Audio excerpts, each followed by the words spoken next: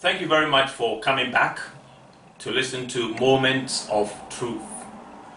My name is Sammy Jones, and today I am also blessed to have my spiritual father with me, Reverend JFK Mensah, who stays in Ghana.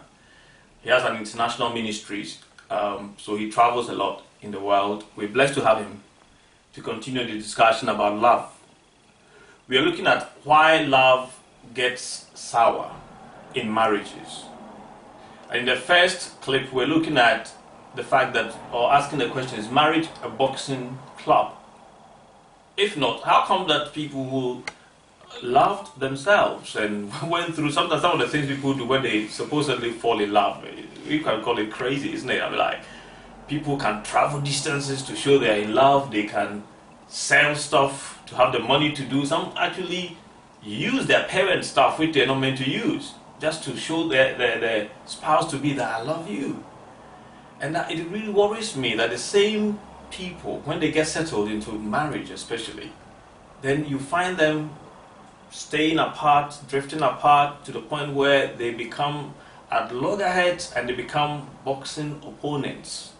And I have seen cases, I have heard cases, I have read cases, and I have had to go to intervene in some of these. So I was asking Reverend in the last discussion that why do we have these things come up?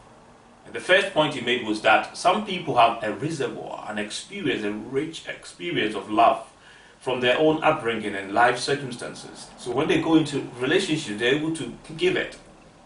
So you can only give what you have. Others don't have it, and so they struggle.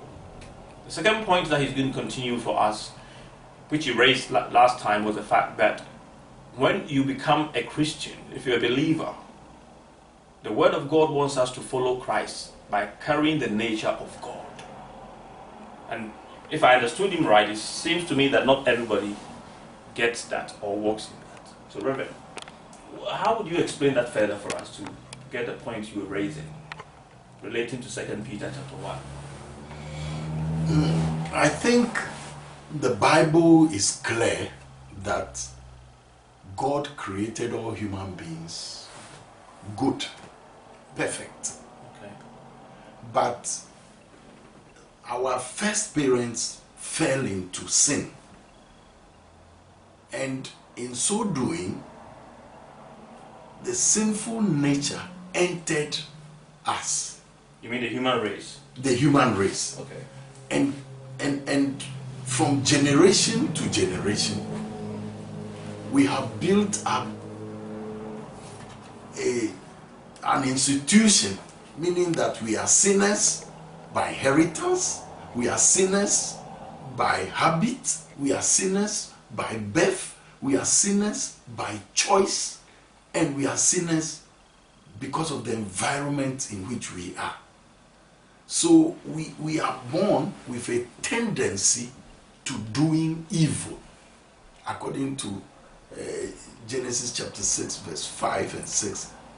It says that God saw that every imagination of the heart of man was only evil continually, and it pained him in his heart.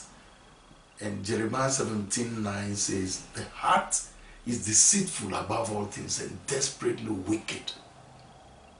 Now, anybody